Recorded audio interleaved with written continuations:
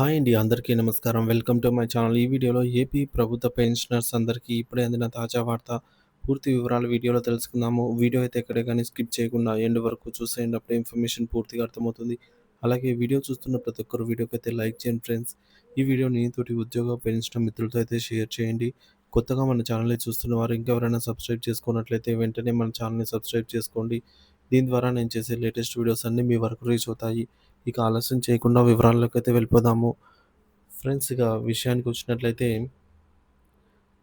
Supreme court Andhra Pradesh ప్రభుత్వానికి commutation recovery నిబంధనలపై నోటీసులు జారీ చేసింది.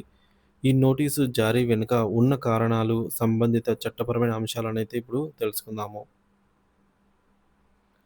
కమ్యుటేషన్ అంటే ఏమిటి?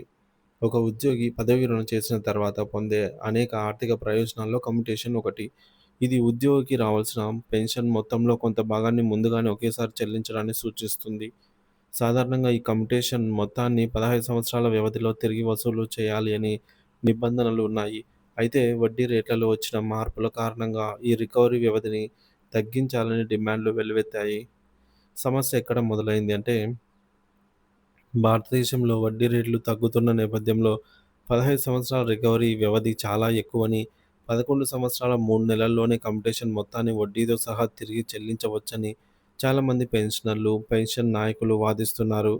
ఈ విషయమై అనేక రాష్ట్రాల్లో పెన్షనర్లు హైకోర్టును ఆశ్రయించారు. ఆంధ్రప్రదేశ్‌లో కూడా ఇదే సమస్య. హైకోర్టులో పిటిషన్లు దాఖలయ్యాయి. ఆంధ్రప్రదేశ్ హైకోర్టు తీర్పు ఈ విధంగా అయితే ఉంది. ఆంధ్రప్రదేశ్ హైకోర్టు మొదట మధ్యంతర ఉత్తర్వులు జారీ చేస్తూ కొంతకాలం పాటు పెన్షన్ రికవరీని నిలిపివేసింది. అయితే 2025 ఏప్రిల్ 28న ఇచ్చిన తుది తీర్పులో రికవరీ వ్యవధి 15 సంవత్సరాలుగానే ఉండాలని ప్రభుత్వానికి అనుకూలంగా తీర్పు అయితే చెప్పింది. సుప్రీంకోర్టు జోక్యం. ఒక రిటైర్డ్ తహసీల్దార్ కేసు. హైకోర్టు తీర్పును సవాల్ చేస్తూ ఆంధ్రప్రదేశ్‌కు చెందిన ఒక రిటైర్డ్ తహసీల్దార్ సుప్రీంకోర్టులో స్పెషల్ లీవ్ పిటిషన్ దాఖలు చేశారు. ఆయన తన పిటిషన్‌లో రూ. 7.55 లక్షల కమ్యుటేషన్ మొత్తాన్ని పొందానని, 8% వార్షిక వడ్డీ రేటుతో లెక్కించినట్లయితే 11 సంవత్సరాల 3 నెలల్లోనే ఈ మొత్తం తిరిగి చెల్లించబడుతుందని అయితే పేర్కొన్నారు. అయితే Andhra Pradesh civil pension rules, commutation rules 1944లోని సెక్షన్ 18 ప్రకారంగా ప్రభుత్వం 15 సంవత్సరాల పాటు రికవరీ కాలాన్ని కొనసాగిస్తుందని, దీనివల్ల తాను అదనంగా 3 సంవత్సరాల 7 నెలల పాటు నష్టపోతున్నారని వాదించారు. ఈ నిబంధన రాజ్యాంగ విరుద్ధమని, తమకు న్యాయం చేయాలని ఆయన సుప్రీంకోర్టును కోరారు. సుప్రీంకోర్టు నోటీసులు. ఈ పిటిషన్‌పై 2025 సెప్టెంబర్ 12న సుప్రీంకోర్టు విచారణ జరిపి ఆంధ్రప్రదేశ్ ప్రభుత్వానికి నోటీసులు జారీ చేసింది. ఈ వివాదానికి సంబంధించి వివరణ ఇవ్వాల్సిందిగా ప్రభుత్వాన్ని కోరింది. తదుపరి విచారణలో సుప్రీంకోర్టు ఈ సెక్షన్‌లోని అన్ని అంశాలను, ఇతర రాష్ట్రాల్లోని పరిస్థితులను కూడా పరిగణనలోకి తీసుకునే అవకాశం ఉంది.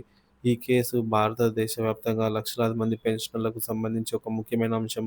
సుప్రీంకోర్టు తుది తీర్పు కమ్యుటేషన్ రికవరీ నిబంధనలపైన ఒక స్పష్టమైన మార్గాన్ని అందించి పెన్షనర్ల ప్రయోజనాలను పరిరక్షిస్తుందనైతే ఆశిద్దాము.